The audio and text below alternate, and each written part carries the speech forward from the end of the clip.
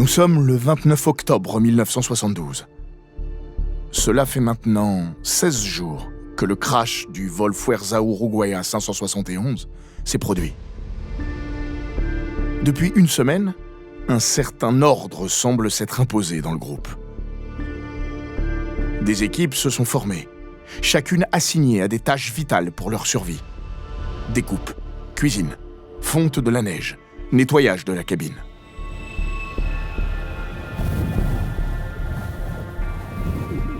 Vers 16 heures, après une journée semblable aux autres, un air glacé se fait ressentir autour de l'épave de l'avion. Les survivants, frigorifiés et épuisés, se réfugient à l'intérieur. Tous sont à bout, et le petit groupe décide d'aller dormir. Alors que Roberto commence à entendre des ronflements, un bruit sourd l'interpelle.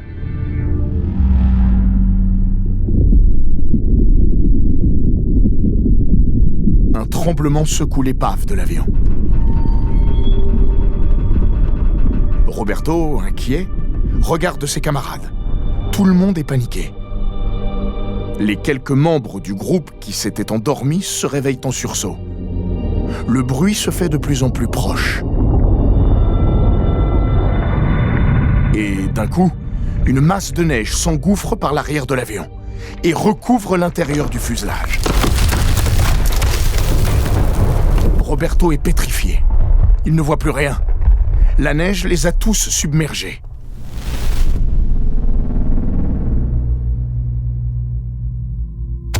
Paniqué, il reprend ses esprits et trouve le courage de creuser au-dessus de lui.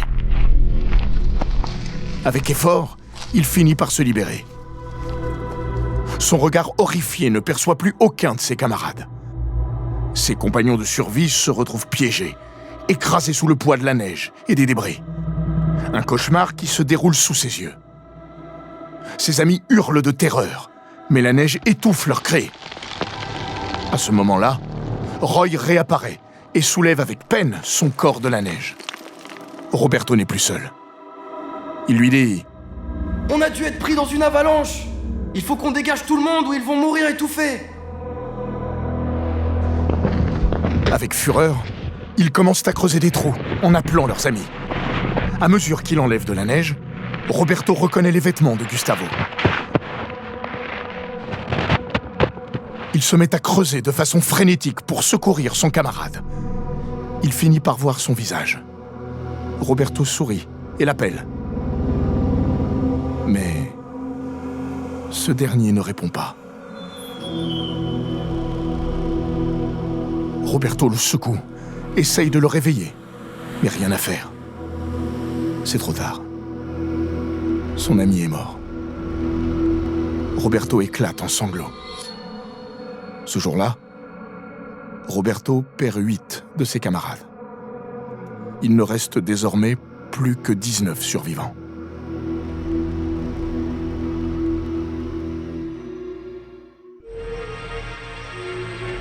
Bonjour, je suis Florian Bayou. Bienvenue dans Les Fabuleux Destins.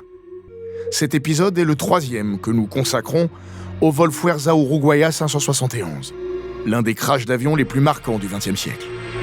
Véritable tragédie humaine, cette catastrophe est aussi une incroyable histoire de survie. Aujourd'hui, je vous parlerai de comment ils vont parvenir à s'en sortir.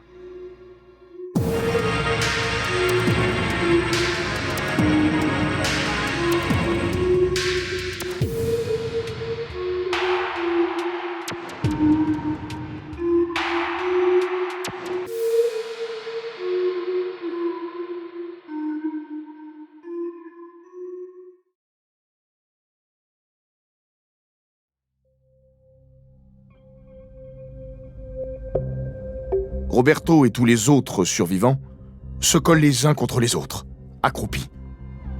La neige qui les recouvre fond sous la chaleur de leur corps, trempant leurs vêtements. Le groupe est frigorifié. À cause de cet espace clos, enseveli et jonché de cadavres, certains sont pris de crises d'angoisse. Le temps passe, et les rugbyman commencent à se sentir de plus en plus engourdis, comme si, petit à petit, un sommeil paisible les attendait. Ils commencent à s'endormir. Roberto allume un briquet, mais la flamme s'éteint directement. Il manque d'oxygène. L'hystérie générale se fait ressentir. C'est donc comme ça qu'ils vont mourir, asphyxiés sous la neige, se dit-il.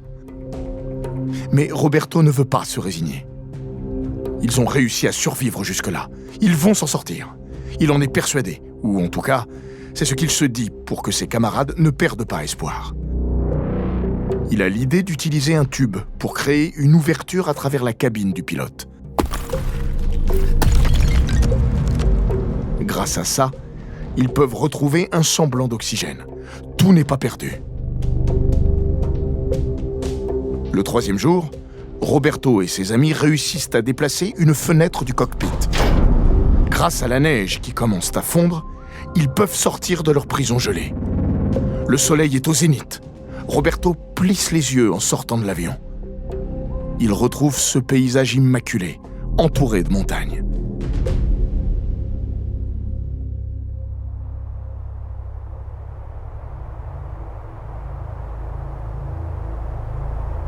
Immédiatement après l'avalanche, Nando Parrado se concentre sur une seule idée: partir à pied le plus tôt possible.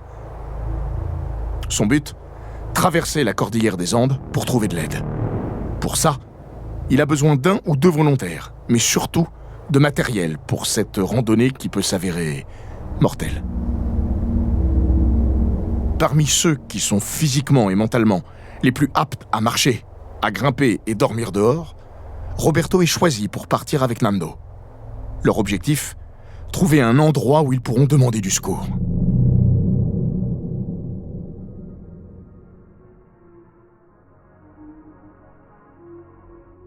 Avant de continuer cet épisode, nous voulions vous remercier pour votre écoute. Si vous voulez continuer de nous soutenir, abonnez-vous à la chaîne Bababam Plus sur Apple Podcast. Cela vous permettra une écoute sans interruption. Ou bien, écoutez ce message de notre partenaire, sans qui ce podcast ne pourrait exister. Ne partez pas, on se retrouve tout de suite après.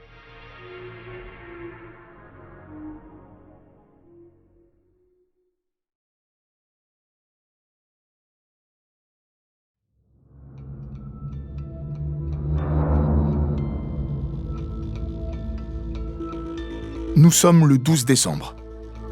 Cela fait maintenant 61 jours que le crash s'est produit. Suite à l'avalanche, encore 3 amis de Roberto sont morts de froid et de maladie.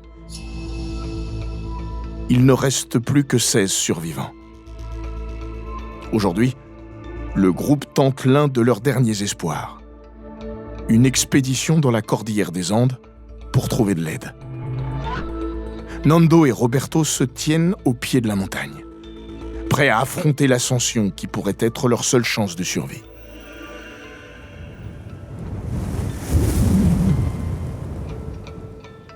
Après un dernier adieu à leurs amis, ils s'engagent sur le sentier escarpé qui serpente entre les pics menaçants.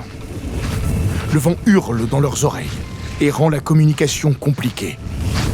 Au fur et à mesure qu'ils grimpent, l'air se fait plus rare. Roberto peine à respirer. Il sent son cœur tambouriner dans sa poitrine. La montée devient de plus en plus difficile. Mais malgré la douleur, malgré la fatigue qui pèse sur ses membres, malgré le vent glacial, il avance, soutenu par la lueur fragile d'espoir encore en lui. Les jours s'étirent en une succession de douleurs et d'efforts, jusqu'à ce qu'enfin, ils atteignent le sommet. Mais là-haut, aucune récompense ne les attend. Seulement un paysage stérile et désolé qui s'étend à perte de vue. La peur se reflète dans les yeux de Roberto, une peur qu'il partage avec son camarade.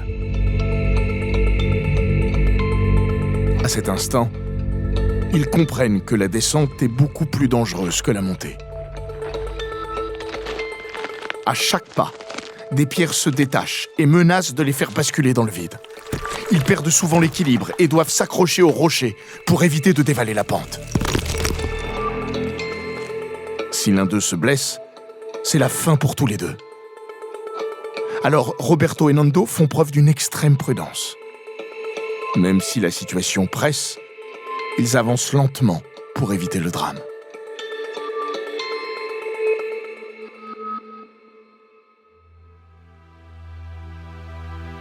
Après plusieurs heures de dénivelé, ils décident de s'arrêter.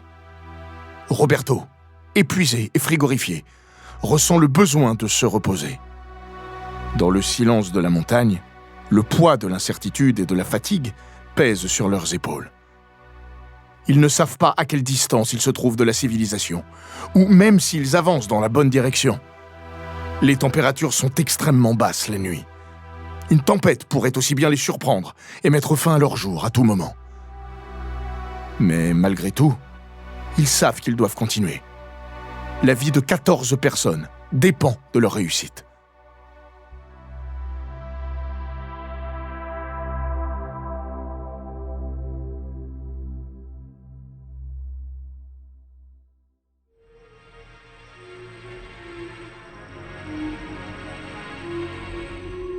Merci d'avoir écouté cet épisode des Fabuleux Destins, écrit par Clémence Setti, réalisé par Julien Roussel. La semaine prochaine, je vous raconterai comment les survivants ont fini par être secourus.